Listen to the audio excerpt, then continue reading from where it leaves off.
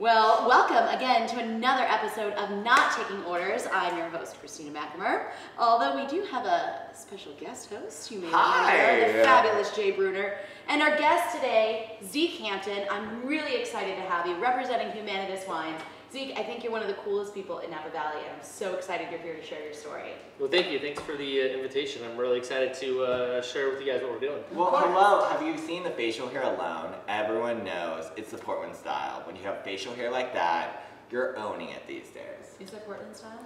You know what? Maybe. I love Portland. It's one of my favorite cities, so maybe as an homage to Portland, I can continue. Shout out to you, Portland. Is that where you're from? Okay, so for those who don't know, Zeke, tell me about how you got started in wine, because you didn't take the path most follow.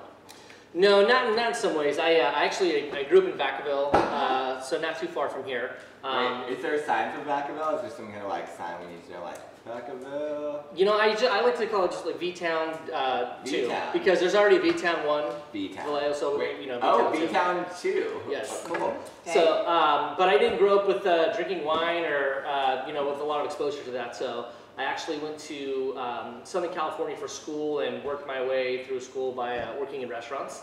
And so kind of through that's where I got exposure to wine, and eventually just got far long enough to want to jump into the wine side of the business. Fantastic. Well, you were also, you were a musician too. Well, I did spend a good amount of time, playing music, and so I did live, when I lived in Oregon, I lived in Eugene for a little bit. So there is some Oregon roots there. A little bit, yeah. You're not just trying to play the part. You do have some heritage. Oh, no, absolutely not. And actually, I came back because I thought I lived in Southern California and I love the weather down there, but after going to Oregon, and since coming back, I actually prefer the Oregon kind of weather now. Well, so look at these hands. These hands are definitely musician hands. Let's get those on camera. They can tickle a mean ivory, that's for sure. Well, so you play piano. I'm so upset you didn't bring your guitar. But I guess that's going to be another episode. Wait, there's a Absolutely. guitar. Yes. So we have piano, guitar. What can't you play then? You know, the kazoo. I'm still working on fine tuning my kazoo skills. So Nice. Maybe you and Weird Al over Ball Rock can get together and make magic happen. maybe. But you know what? Working in restaurants while I was still doing music and I was in graduate school was kind of doing a lot of things at once. And you know, I'd be doing homework while being on tour in the back of the van, and a lot of fun. But actually, my time in Oregon gave me a real good exposure of wines outside of California. So when the band ended and when I moved back to California, actually started working at a wine retail shop in the Sacramento area, and just having so much exposure to the Napa Sonoma wines wanted me to move out here. So I actually first started in Auburn, California, and some of the local wineries out there. So it's been a very cool journey. So do you have any favorites from the state of Oregon? Any favorite wineries you want to give shout outs to? Anything that excited you, that made you want to get involved in the business? There's definitely some great wineries in Oregon that I'm a big Pinot guy, so some of those Willamette Valley Pinots I really love. Can we get any shout outs? Because I'm always looking for new Pinots out of the area. Yeah. I mean, don't get me wrong, we love Napa Valley, but I'm always excited to get to taste something from outside of our realm. Likewise. Annam Cara, Bergstrom, those are a couple that come to mind. GC Cellars out in Portland, really good stuff too. Fantastic. So then you came back to Napa, and you've worked for some amazing wineries here, which I absolutely love. But I want to talk about your current project, Humanitas. So I'm really excited. I'm going to get goosebumps for you because this is they're really they're real. They're real. It's a part of Napa that I think that a lot of people don't get to explore. So tell us about Humanitas and about the Crusher District. So the Crusher Wine District is sort of it's an association of about 10 wineries that are in the southern part of Napa, and we're all working wineries and are typically open by appointment.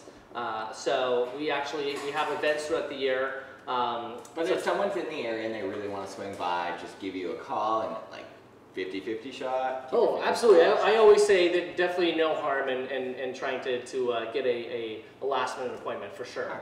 So yeah, it's really cool. We have a lot of, it's kind of like how Napa was before it got really big. So it's a little old school style, working wineries, and it's great. There's a lot of great wine coming out of there. Nice. I've heard it described as urban and edgy. And for those of you that are local, you actually have an event tomorrow night to promote the area. So tell me a little bit about that before we get into your wines. Yeah, absolutely. So we're doing an industry party tomorrow night, and it's going to be great. It's going to be at Speletich Cellars, and we have a lot of the wineries that are going to be pouring their wines there. Well, who else beyond Humanitas? We don't care about anybody else aside from Humanitas. No one else? All right. Well, yeah, there's gonna be some great wineries there, so a lot of great wine to taste for sure. There's some fellow great wines. J Moss, if I'm not mistaken, we might have a celebrity or two, right? Is there a little Charles Woodson action happening tomorrow night? That's we're on the street. We're on the street, so yeah. In case you happen to be a Raiders fan or a football fan, a future Hall of Famer might have a brand here in town, and I heard he might be wandering around the property, just shouting that out. So apparently you have an in that I don't have because I don't even know anything. I keep my ears to the low. ground. Yeah. I got to keep up to date. Not all of us can be as cool as you two. So. That's true. So tell us about Humanitas itself. What are they about? Where do they come from? What are they doing? What are they known for? Absolutely. There's 5 questions. Okay, great. I'm done for the rest of the night. Go. All right, Judd Wellenbrock. He's the founder of Humanitas. He founded it in 2001. He started making wines in his backyard. He actually bonded his shed, and he called it the Chateau. And sort of his inspiration was there's so many wineries out here in Napa Valley. It's like, why just add another one that, there's plenty of good wine. So he is actually inspired by Paul Newman and Newman's Own and wanted to make wine that was vineyard designate and great quality, but also that was able to give back to the community. So 7% of all the revenues go into local charities that deal with immediate needs issues. So anything that's health, housing, and hunger. Oh, that's incredible. So it's drinking for a good cause. It is. We like Napa to say Valley, drink charitably. We would call that multitasking. It is. Yes, a lot of multitasking, but it's just a nice way for us to do what we love and kind of work in our communities, do good things there as well. So would I be impolite if I actually poured myself some Sauvignon Blanc, which is actually one of my favorite Sauvignon Blancs actually produced in all of Napa Valley? I'll tell you what, Jay. Let me do the honors. I may or may not have actually had to make a call because I don't think he was actually planning on bringing this today, but I had to. You called ahead. I kind you of made a special pulled request. some strings because I do love this, and if I have to be on camera with you, I want to be drinking my favorite. Awesome. Well, I'm happy to have brought it. We're actually going to do a little molecular gastronomy with our tasting. We actually do that as part of our tasting experience. Really? At our tasting annex. I have not heard of that before. So tell me a little bit about how does molecular gastronomy play into tasting? So molecular gastronomy, it's sort of, I would say the easiest way to describe it is like it's a meal that's deconstructed into a spoon bite. And what it does, we actually start with these we call them caviar, but what it is, it's actually this Middle Eastern gelatin called agar. And we have it soaked in juices, marinades, gastriques. And the idea is to, I think of really 2 main ideas. One is to sort of showcase how wine can elevate the flavors in food and vice versa. I always think when I think in music terms, I think of it as an amplifier. The wine is like an amplifier for the flavors of the food and just maximizes the volume. Fantastic description. On the palate. So, and the other idea is kind of creating sensory memories. We at the tasting annex too, we have a nice vinyl record collection. So when folks come to a tasting, we actually encourage them to kind of sift through the records, pick on something that they like. We have it's a nice diverse amount of records, and so they get a little music pairing, they get the molecular gastronomy pairing with the wines, and so it's kind of all the senses are just. So does your background play into that music selection? Did that kind of help you to get there, or? Well, it's sort of I'm a pretty nostalgic person and a romantic person, and so a lot of times I tend to pair my meals, my wines, everything with either a music or a film pairing. Just a film pairing. Oh, for sure, That's definitely interesting. That's something I haven't heard before. Yeah. So when I come to your house for a dinner party, do you base the wine and food around the film, or does the film reflect upon the wine and then the food, or vice versa? I go with food first, and then I go with wine, and then I'll go with either the music or the film. That just tends to be the easiest way. way for me to do it. So when it comes to Sauvignon Blanc, what would you recommend? Is there any particular film that comes to mind that you feel succinct with the flavor profile or the texture? Or Yeah, well, you know, if I was having a nice glass of Sauvignon Blanc, it would make me think of the David Lean film Summertime, starring Katharine Hepburn. It's one of his, I would say, lighter films because he tends to do a lot of big epics. But it's kind of a lighter film. And based off a story, it's more of a happier version of a darker story. So. Interesting. I'm gonna have to write that one down. Yeah, I was gonna go with Romeo and Michelle's high school reunion. I was gonna say I haven't seen that film and I don't see a lot of movies, but it's definitely gonna be added to my list. Awesome. Well, so tell us about how we do the pairing. Yeah, so this is really exciting. We're going to go from top spoon down to bottom spoon. Okay. And what's meant to go with the Sauvignon Blanc is what we've sort of recreated salsa using our components. Okay. So what it is, it's actually tomato caviar with a little bit of a garlic, onion, cilantro oil. And it's also got topped with a lime gastrique and ghost pepper salt.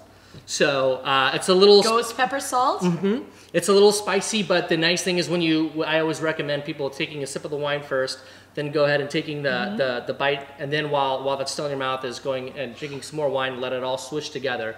And you can really see the different layers of flavor, and the ghost pepper salt adds nice textural component as well, and the refreshingness of the Sauvignon Blanc actually cuts the heat of the ghost pepper salt. So if you're sensitive to spice, just drink more of that Sauvignon Blanc and then so it'll it'll tone it down. It won't be too spicy because I love heat. Don't get me wrong. Like the spice, but I love tears. Tears of joy. That's how I know I can enjoy something. Is if I start to kind of sweat a little bit. Oh yeah, then it makes it more adventurous. Great heat, but I mean it sounds like a party in my mouth. Is anybody else doing a tasting like this right now? I've never heard of this, never seen it, and my background's in food and wine, so we would think that.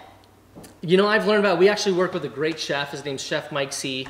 I know. Isn't he the hippie gourmet? Yes. the hippie gourmet. I think he's from Berkeley. So yes. can we actually Google the hippie gourmet? You can actually Google the hippie gourmet. Interesting. Yeah. So I met him. I had no idea. Please tell me if there's a Wikipedia. I'm all about it.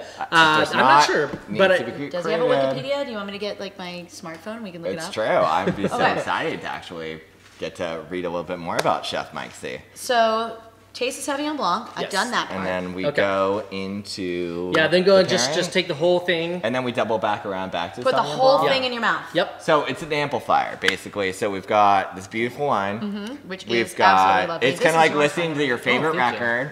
We're going to pump it up on high. Cheers. And then go back into it. Yep. Cheers. Oh, that was like... Good.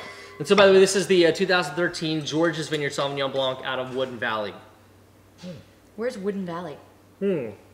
It's southeast part of Napa Valley. It's kind of if you're going on the way out to Sassoon. Fantastic. This actually, you can smell the tomato.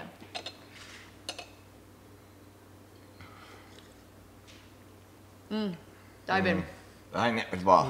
You're my culinary expert. I'm just along for the ride. There's so much flavor there. Yeah, I like to think of, it makes me think of the scene in Willy Wonka and the Chocolate Factory where Violet takes the gum and she starts describing the 5-course meal. Oh, I like it. Look, I have goosebumps again. That's how you know I really like it. I'm not lying. Well, she has goosebumps. I just smile. I'm like 2 thumbs up for me. It's amazing to get that kind of flavor out of such a small bite. I mean, with the things that pop, with the texture. It's kind of mind-blowing to me to see that all coming out of this tiny little bite of food. That's incredible. It's a nice way to kind of enjoy the whole science part of the food and wine together without actually having to cook a whole meal. So, and the idea that this is supposed to be a salsa, it tells folks that you can actually just go to the store, buy a bag of chips and salsa, and Sauvignon Blanc will go with it very well. Sauvignon Blanc and salsa, that is something I'm not familiar with eating. That excites me. I love that. So instead of Super Bowl Sunday, instead of going like beers across the board, why not SB? Well, it's perfect because statistically, Cosmopolitan says that single men love salsa. Interesting. And single women like Sauvignon Blanc, so you could just, So did you just admit stand there in the grocery aisle with your Sauvignon Blanc and wait until you find a nice prospect? Are you admitting to the fact that someone subscribes to Cosmopolitan? I did, of course. Everybody has to start out somewhere. I learn something new about you every day, well, Miss Christina. At least you're learning. Hi. So this was fantastic. And so the next bite, I got 2 different wines to try with it. Ooh. I know, I don't know if I put it in the right order or not. I just... Oh, totally, yeah, Wait, yeah. were we supposed to not eat it all? No, yes, totally eat it. I'm a fat kid at heart. Like, put food in front of me, it's not gonna last long. I love that you added at heart. Well, so the second bite, we're actually going to do it with 2 different Pinots. Okay. And so the first one we're going to do is the Rio Vista Vineyard Pinot Noir from the Santa Rita Hills. Oh my goodness, I love Santa Rita Hills. We don't get much from down south. Though. So I do feel bad. I do feel like we need to pass this along to anybody in the studio audience. We have some wonderful studio audience members, and believe me, you guys should at least get to sample some of the wines that we were trying today. Yes, don't be shy. Come and get it. Climb on up and grab. We'll have Zeke pass along because they, as I mentioned before, a beautiful Sauvignon Blanc. If you're an SB fan, definitely pick up some really Humanitas because Jay gives it 2 thumbs up. And What if is you the don't price like point it, on you it? can Price call me. was $30. That's it? I can afford it. Yes. Okay. That's right. Love it. Pinot Noir. All right, next is the Rio Vista Vineyard Pinot Noir from Santa Rita Hills. This is down, if folks don't know where the Santa Rita Hills is, I'll just say it's kind of generally near the Santa Barbara area. Uh-huh. And So near Oprah's house. That's right. Or near one of her houses. near the old Michael Jackson's Neverland Estate. Isn't that down in that area too? Ooh, it is. Actually, from what I've read, I've only read articles. I have not visited the estate myself. I might have been a little too old. Yes, you might have. I really like, so I was looking at the cork while you were opening it.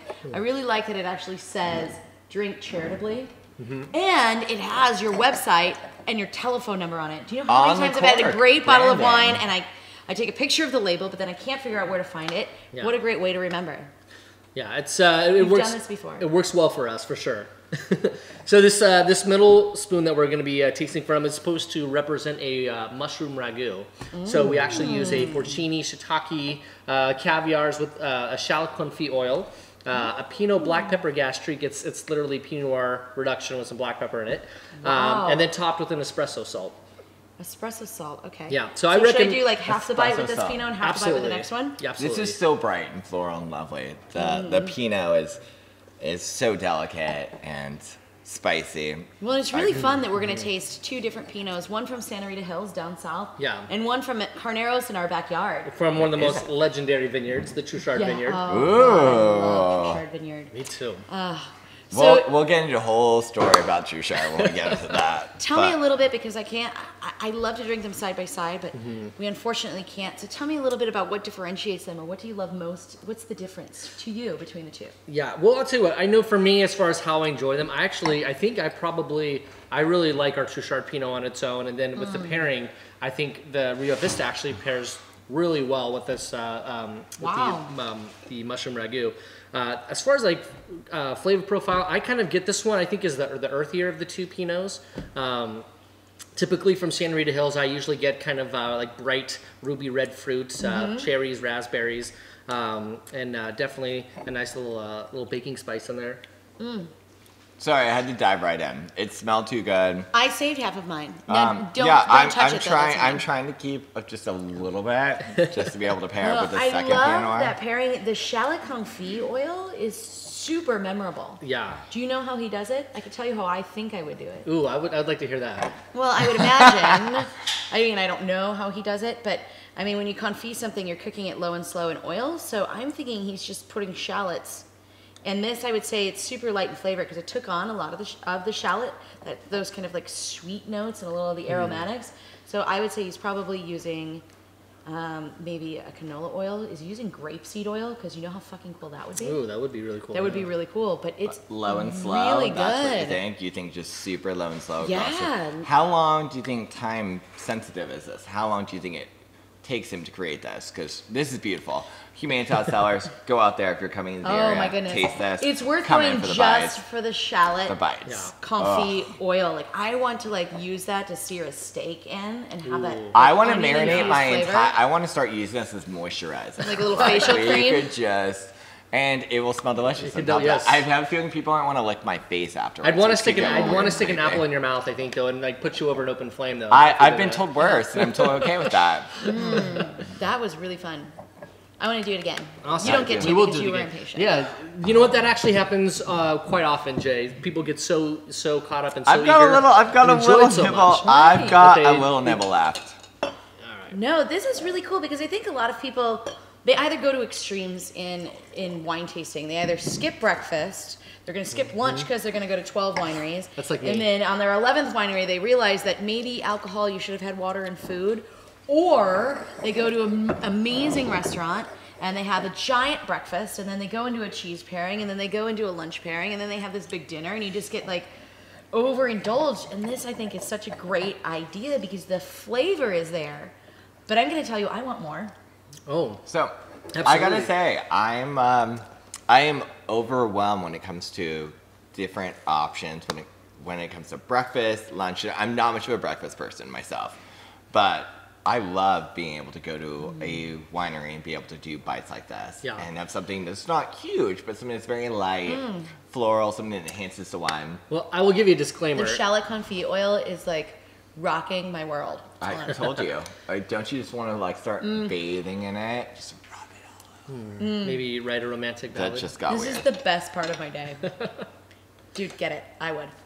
So I will say as a disclaimer, these don't actually substitute meals. The first time I tried it, I felt like I was having entire meals with my wine, and so I didn't eat dinner, and then by 9 o'clock that night, I was starving. So so you know, it's not a meal replacement, but you know. No, definitely But not. if people do want to come and visit, is there a particular time that's usually a bit earlier in the day? Is that a little bit more versatile? Or do you guys, I know you guys are definitely going to book up with bites like this. That's incredible. So advance. I'd say, the more advanced the better always. But right now, we're open by appointment, and what our current setup is pretty new. So we got the place kind of a warm and cozy feel. We got some couches and some nice tables, and again, the vinyl record collection. Would you say it's romantic? Would you say it's intimate? Would you say it's sexy? I would say it's intimate and sexy, and it's You romantic. gave him no other depending on who genre it to is. choose from. You didn't give him sophisticated or romantic or anything. So, all right. So we are fixating way too much on that shallot confit oil. We have to move forward because I want to taste all of your wines. You're not the only one. Super excited. Let me just take care of this for you. Yeah, lick it. Just lick it clean. Lick See it that? good. Just get it. That was like one of the best non-actual food items I've ever put in my mouth. And she has a little bit of experience with food, just a little bit. Eat a lot. So this last one is actually going to be our bacon Sammy. It's bacon caviar with a garlic oil, a balsamic reduction, and then topped with a extra bold smoked salt. I've never heard balsamic before. That's a new one. I say things in, you know, like, like it. arugula. I say arugula. I say I certain like things it. with a little. I like it. I want to start calling it balsamic. I'm a big fan. I get made fun of all the time for that too. And you're pairing this with Cabernet. We're gonna do Cabernet Andazin.